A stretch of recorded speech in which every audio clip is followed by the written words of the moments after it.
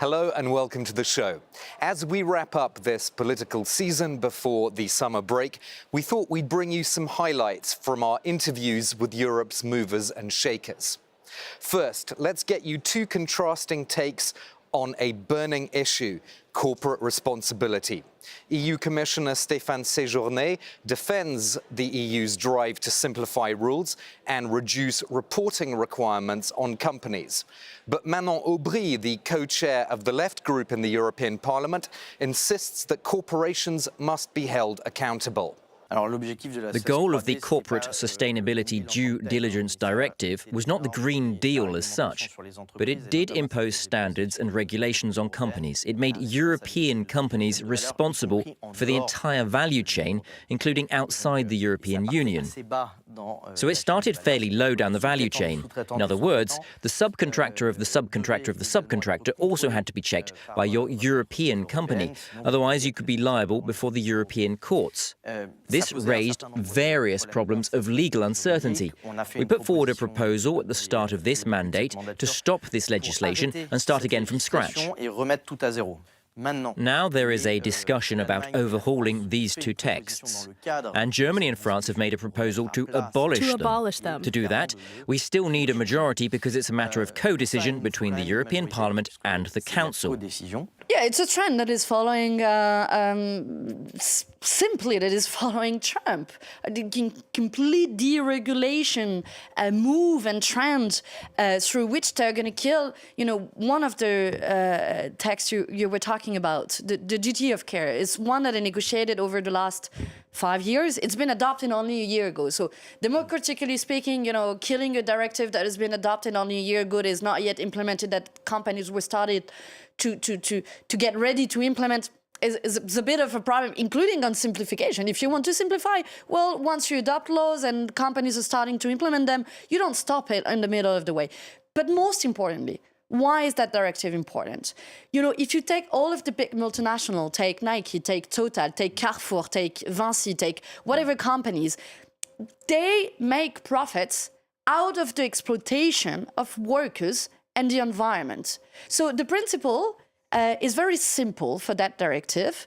We're just saying that companies will have to be responsible for their subcontractors because they cannot make profits out of this. And they will have to be careful. It's a duty of care. So they will have to prevent human rights violations. And if there are human rights violations, then they can be held responsible and pay fine for it.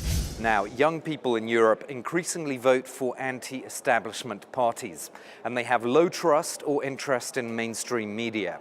I discussed that issue with Alain Berset, the head of the Council of Europe, and with EU Commissioner Roxana Minzatu, who talked about the situation in her home country, Romania. This is a huge problem.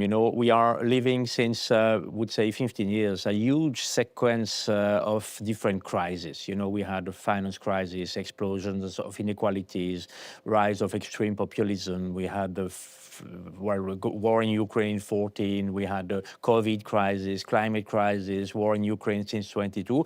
And the impression that because our conditions of living are not becoming better, the impression, but that's a wrong conclusion, could be to say, okay, if it is not becoming better, it is because the democracy is not delivering for me. And it is not because of the democracy, it is because of the crisis, and this sequence of crisis. And we need to address this, because when I see in polls, in statistics, that we have 1/3 of the youngest generation thinking maybe a strong leader without parliament would be better to lead a country than a democracy, I think it is dangerous for what we can and what we want to achieve together. I've worked, before I was elected in the European Parliament, on the water and wastewater sector, where we have huge shortages of engineers, of specialists, and I went into universities and high schools to discuss with the young generation, do you want to study, to become an engineer in water systems or a technician? And they didn't. They applied for college and then they abandoned the university studies. And I said, why?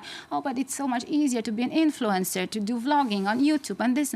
Very difficult. Oh, it's complicated to do the technical university, even though it's very digital. So that being said, I think that we need also to create this, first of all, motivation of the young generation and of all workers to go towards certain careers, and that means quality jobs. That means that it's not just the salary, but it's also the health, safety, work-life balance, the quality of the working environment, how well valued you are as a worker as well. And it is also about a bit more than that. You've asked me about disinformation, misinformation, social media. I think we need to tackle this skill of being able to be a citizen in a very digitalized world differently. Choose Europe is a buzz phrase these days. With turmoil in the US, the EU wants to attract international talent to boost research and innovation here. I talked about the EU's potential and its drawbacks with EU Commissioner Henna Virkkunen and with France's Minister Delegate for Europe, Benjamin Haddad. I see that there's a lot of interest towards European Union when it's about students or researchers and also industry, startups, companies, because in this time when there's so much uncertainty in the global scale, Europe is seen as a very reliable and stable place. In the same time when we are often criticized that we are a little bit too slowly and bureaucratic, but anyway, we are very predictable also and very stable. And we are very strong in many areas. For example, we have 30% of more researchers than USA is having per capita when it comes to AI. So we have very strong research, scientific community. We have 7,000 startups who are working to develop AI. But the infrastructure is a challenge in European Union that we don't have enough computing capacity because we don't have these big tech giants. And that's why we are investing now together with our member states to supercomputers. We have identified 13 so-called AI factories. And now we have also call open for interest on so-called gigafactories. So we want to have very powerful supercomputers in the coming years to make sure that our startups and AI developers that they can develop AI. Beyond just this trade dimension, what's the question that's being asked right now? It's the question of European competitiveness. The best way to react to this is to focus on ourselves, to focus on supporting our innovators, our companies, our SMEs, making sure that the 300 billion euros of European savings that cross the Atlantic every year to fund US stock markets stay in Europe, that they stay in Europe to support the companies in AI, in quantum, in the green transition, in defense that need funding and capital, that want to be able to expand, but too often they still see too many impediments to be able to develop all across Europe because you still have different regulatory standards, because you still have different corporate law systems across European companies. So many opportunities for Europe if we make the right decision, if we take this moment as a historical turning point to focus once again on our reform and on our investment. Hungary says it's simply defending its national interests and values. But other EU members are frustrated about its stance on Russia sanctions and its ban on the Budapest Pride March. Let's get two takes on Hungary's role in the EU with Sweden's Europe Minister Jessica Rosenkrantz and the Speaker of the Ukrainian Parliament, Ruslan Stefanchuk. It's really important to say that the EU is not just a geographical union. We're a union based on values. And as a member state, you have signed up to respecting fundamental values such as rule of law, anti-corruption, independent judiciary, and for allowing people to be who they are and love who they are. So implementing legislation in Hungary that basically means forbidding pride parades, but also actually means imposing restrictions on people's possibility to meet or to express their opinions. That's a serious breach. You know, we have different tools. One thing is going into now the upcoming negotiations on the budget. Not a single euro should go to a country that does not respect rule of law or our basic common principles. And that's something that Sweden will be really pushing for in this multi-annual framework. Second is to intervene legally in different court processes in the European Court of Justice. Right now, Sweden is intervening in many cases, including the LGBT law. And also, last but not least, we have the Article 7, which is sort of the ultimate tool in the toolbox. I think we should be prepared there to take the next step in discussing what we can do after having had 8 hearings with Hungary for 7 years, but they haven't really led to any change. So Ukraine, despite the war, is fulfilling all its obligations to the European Union. We adopt the laws, we carry out reforms. We are not asking for some excuses for Ukraine, to be given some simplified track. We honestly take our path, but that's the same kind of honesty that we are counting on from our European partners. And we want to make sure that Hungary is not a country that is Putin's veto on Ukraine's accession to EU.